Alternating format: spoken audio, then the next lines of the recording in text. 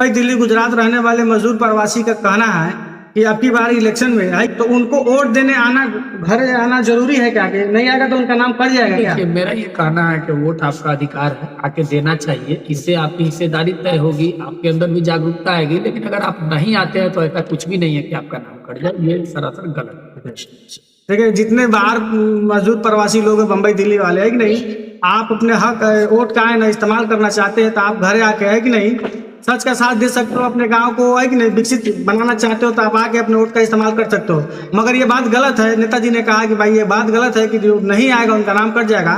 भाई ये बात गलत है कि नहीं? नेताजी के द्वारा आपको ये बात बताया गया। दूसरा सवाल आपसे ये है नेताजी, है कि नहीं, आप ये बताइए कि मुकेश सहनी, है कि नहीं, वो आज तेजस्वी यादव ने घोषित किया कि ये डिप्टी सीएम बनेंगे और खुद मुख्यमंत्री बनेंगे, तो क्या ये मुसलमानों के हिस्सेदारी की हक की बात है? क्या मुसलमानों को हिस्सेदारी मिल रहा है? बिल्कुल नहीं मिल रहा मेरे भाई। यही लड़ाई तो एमआईएम लड़ रही है। एमआईएम किस चीज की लड़ाई लड़ती है? अपने हक और हिस्सेदारी की लड़ाई लड़ती है, अपने लीडरशिप को मजबूत करने की लड़ाई लड़ती है। लेकिन बड़ी अफसोस की बात है कि हमारे समाज के लोग इतने जागरूक नहीं, इस बात को समझ नहीं पाते हैं। ये हमारे लोगों को समझने की जरूरत है। आज वही चीज सामने आ रहा है, लोग देख रहे हैं, समझ रहे हैं ना। मुकेश सहनी जी को डिप्टी सीएम घोषित किया गया, मुसलमानों को तो नहीं किया गया। तो ये सारी चीजें हैं, इसको जितना जल्दी हमारे समाज के लोग समझेंगे। 18% यहाँ हमारी आबादी है, अगर हम नहीं समझेंगे तो फिर इसी तरह दरी बिछाते रहेंगे। दूसरा ठीक है नेताजी, दूसरा सवाल आपसे ये है कि आप ये बताइए, है कि नहीं, अभी जो है एएम पार्टी जो है ऑल इंडिया मजलिस इत्तेहादुल मुस्लिमीन, इसमें टिकट को लेकर विवाद चल रहा है। लोगों का आरोप है कि नहीं, कि अख्तरुल इमाम साहब और आदिल हसन साहब, है कि नहीं, इससे पहले आप टिकट लेके आए थे तो क्या आपको पैसा दे के टिकट लेना पड़ा था? नहीं, बिल्कुल नहीं। मुझे 2020 में भी टिकट मिला था। उस वक्त भी मैंने किसी तरह का कोई पैसा नहीं दिया था, नहीं मुझे पार्टी से मांगा गया था, और ना ही मैं 2022 में जब एमएलसी का टिकट लाया तो मुझे कोई पैसा देना। अच्छा, तो अभी तो लोग आरोप लगा रहे हैं कि भाई हमसे इतना मांगा गया, हमसे उतना मांगा गया।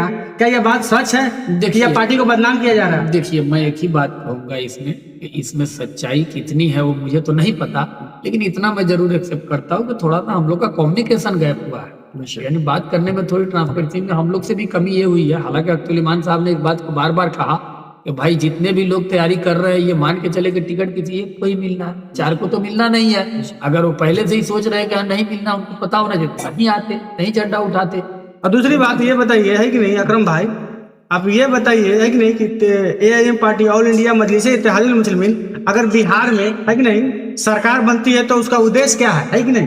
देखिए, एमआईएम का सबसे बड़ा उद्देश्य तो ये होता है कि वो जीत भी विधानसभा से एमआईएम जीत के जाएंगे। डिफरेंट है कि वो अपनी आवाज खुले मंच से जिस तरह उठाते हैं उसी तरह सदन में उठाएंगे।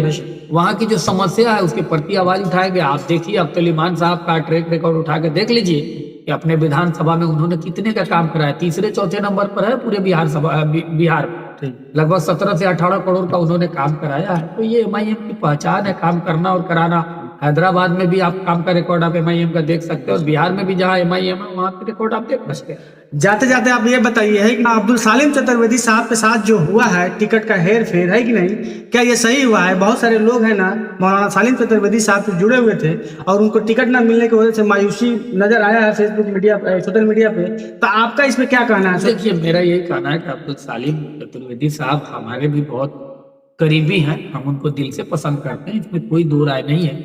लेकिन पार्टी की भी एक मजबूरी होती है, कहाँ पे कैसा कैंडिडेट लड़ रहा है, वहां पे हम कैसा कैंडिडेट उतारे कि हमारी पार्टी जीते, एमआईएम जीते। पार्टी की भी ये प्राथमिकता होती है। लेकिन रहा सवाल के उनका जो आरोप है कि हाँ हमसे सही से बातचीत नहीं की गई, तो मैं पहले ही कह दिया कि कम्युनिकेशन गैप हम लोगों के भी हुआ है। जितना हुआ तो सालिम साहब थोड़ा नाराज हो। दूसरा सवाल यह है कि कुछ लोग फेसबुक पर लिख रहे हैं, है कि नहीं, जो एआईएम के चाहने वाले हैं, दीवाने हैं, और जो उनका नॉमिनेशन रद्द हो गया है एआईएम पार्टी का, डॉक्टर शमीमुल हक साहब का नॉमिनेशन जो नामांकन रद्द करा दिया गया है, तो कुछ लोग फेसबुक पर लिख रहे हैं कि अब की बार नरकटिया 12 नरकटिया विधानसभा क्षेत्र में, है कि नहीं, कि अब की बार एआईएम पार्टी नहीं, है कि नहीं, तो आरजेडी भी नहीं। इस पे आपका क्या कहना है? देखिए, लोकतंत्र में जनता मालिक है, जनता का पूरा हक है, उन्हें जिन्हें अच्छा लगे उन्हें वोट दे, इसमें कोई दो राय नहीं है। बिल्कुल अगर उनकी नाराजगी है तो नाराजगी जायज भी है, इसमें कोई दो राय नहीं, उनकी अपनी मर्जी है, जिन्हें चाहे वोट दे सकते हो, आजाद है वोट देने के लिए। बेशक बेशक।